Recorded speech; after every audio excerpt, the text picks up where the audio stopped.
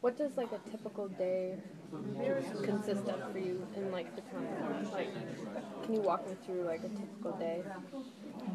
Now, there are variations depending on circumstances, but generally, get up in the morning. There's some time for your personal prayer. Then the sisters pray together, like you saw in the chapel if you were in there, twice a day like that. In some places, because of their ministries, like where they go out, to do things or to work, they may not always be able to have that prayer together in the evening, but many of our places do. And so we have then all through the day, the sisters are working, because we have to earn our living.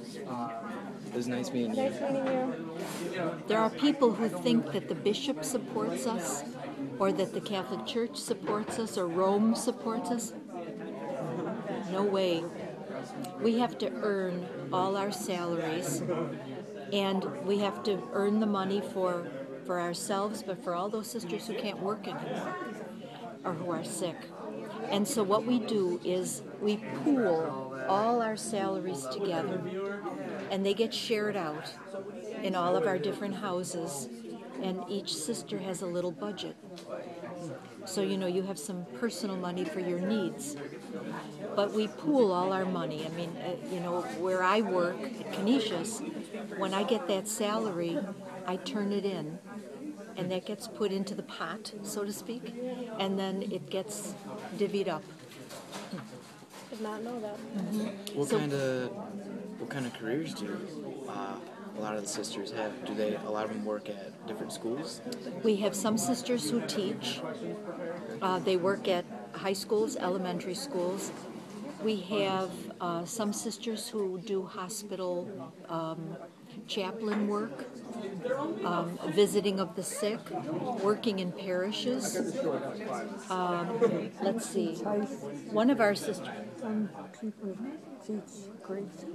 Some people teach grade school, right? Sister Patricia did a lot of that. She was a very good teacher. And one of our sisters works at the public library downtown. We have sisters who are spiritual directors and who guide people, in like the spiritual exercises, like at Canisius, or to direct them when they come for advice, or who have prayer groups. And one sister does that and works part-time in a Christian bookstore. We've had sisters nurses. We have sisters who work with refugees. We have several who work with refugees. And we have one of the sister who came from Canada. She works with the refugees in Canada. So we have a lot of that kind of work. Well, I did campus ministry before I was doing this. So we had other sisters doing campus ministry. So those are the kinds of things. What we try to do is look around. What are the needs?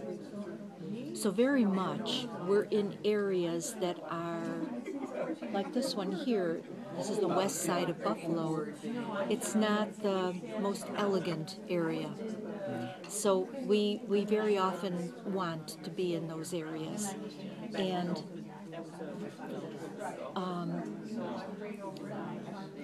not only that, but like thinking of women and children, the needs of women and children. Sister Corrine, one of our sisters, works at a place in Buffalo called Girard Place. It's a transitional housing for very often women, and very often women with children who have come from abused situations or homeless situations, and are looking to better their lives. And then she teaches GED, so trying to help them get their high school diplomas.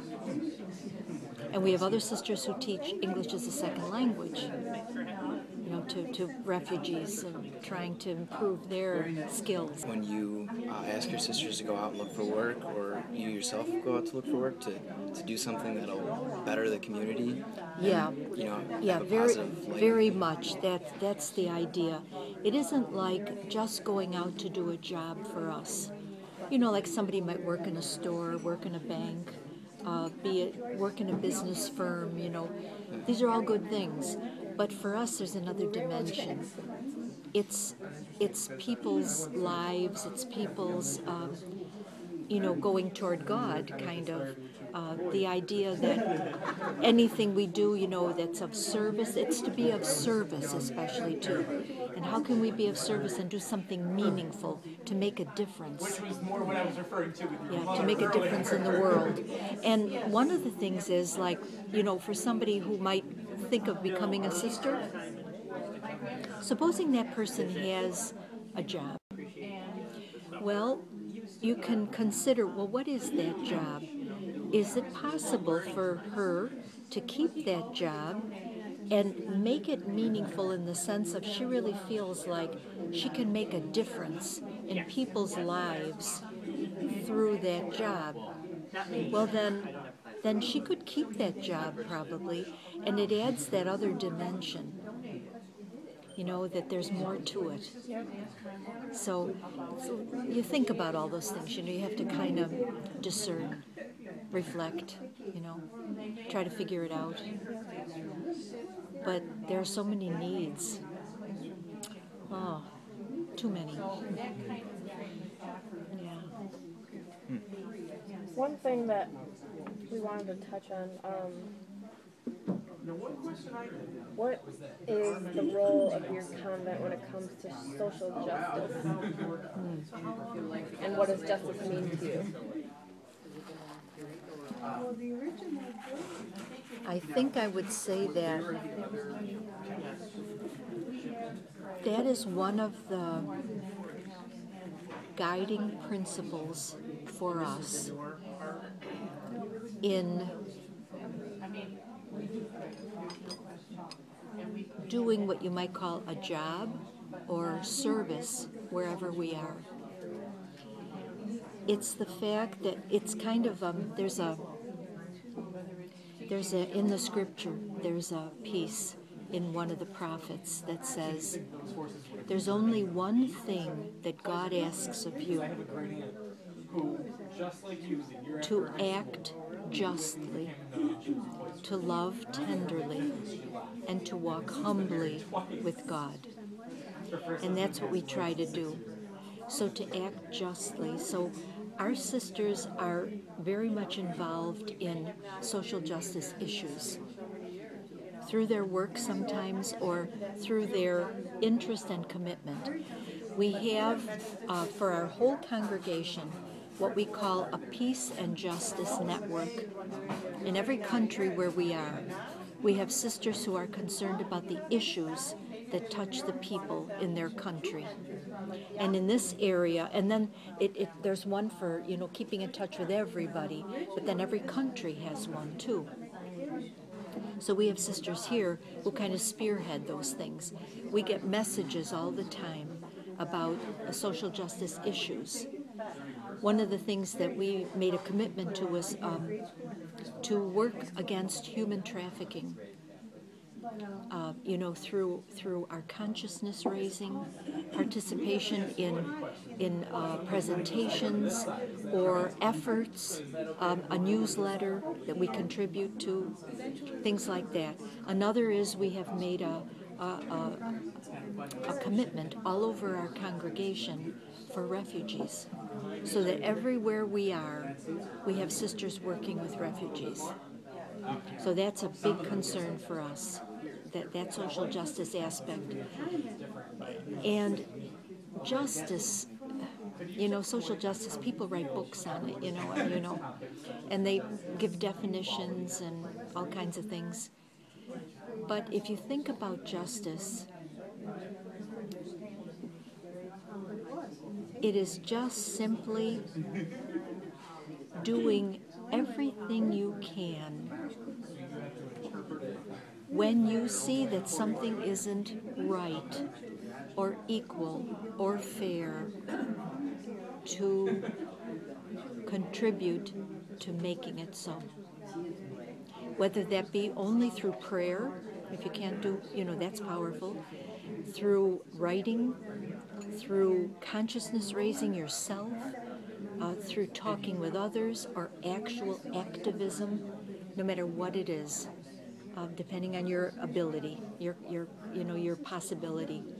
That's what you do. Now, All those things about a better world, making a difference, Yeah. now you had quoted scripture, and obviously being here, and all the sisters being here, and having watched you prayed, and knowing that you all are deeply rooted in your religion and your beliefs. Do you think that helps you go out and every day and fulfill what you just described as justice and your activism? Do you think that helps you do those things? Or do you think someone, like using Joan as an example, she's a really nice lady, and I'm sure she's spiritual herself, but do you think she would be able to do more being in a convent, being a sister? Not necessarily, because it depends on what you're called to. Because my life is a calling, and it's what we call a vocation. So I'm called to this life. I'm called to do those things in this life. And because God is at the heart of everything, we do it because of our relationship with God. But somebody like Joan, who's a very good woman, and as you say, I think she's a spiritual woman, she may do good for other people out of a purely humanitarian motive, which is very fine in itself. I think when you do something with the spiritual dimension attached to it, there's something more to it, because you're deepening the reality. It's not just, it's because it's all connected to God somehow. These are God's children, that are in misery, or that are suffering, or that are having unjust things happen to them. And I think it depends on your calling. But every calling, depending on what you're called to, marriage, single life, or our life, we're all called to do that, though. We're all called to do that in some way, to be just, to be fair, to make a difference. But the value that's attached to that for you is doing it where you're called. Doing it where you're called. Because one life, in a sense, isn't better than another, but it depends on where God wants you, where you feel that that's where I should be. When did you know that this was your calling? Well, I had sisters in school when I was in elementary school and in high school, and I liked them a lot. I liked being with them. I liked what I saw. It was mostly when I was in high school, because at two different points I wanted to be a veterinarian because I loved animals, or I wanted to be a foreign correspondent because it was just something about the world that attracted me. And then I was thinking about becoming a sister. So then I had to, try to discern with people, what was I supposed to do?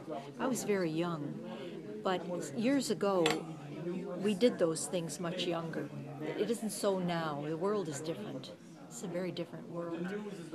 So people would look at my life maybe now, when they're a little older, and, have experienced more. But that's when I basically was thinking about it. And you still got to go around and travel the world? Whoever would have thought, Claire. The funny part was, when I was young, growing up, I had an aunt and uncle who had a cottage in Canada, and it was very nice on a beautiful beach. And we would go, but when I would, they'd ask to have me come over for the weekend. My dad would drive me. I was homesick already overnight. I'd have to call him the next day to come and get me. So, to imagine that then I'm going to end up as a missionary, God has a sense of humor.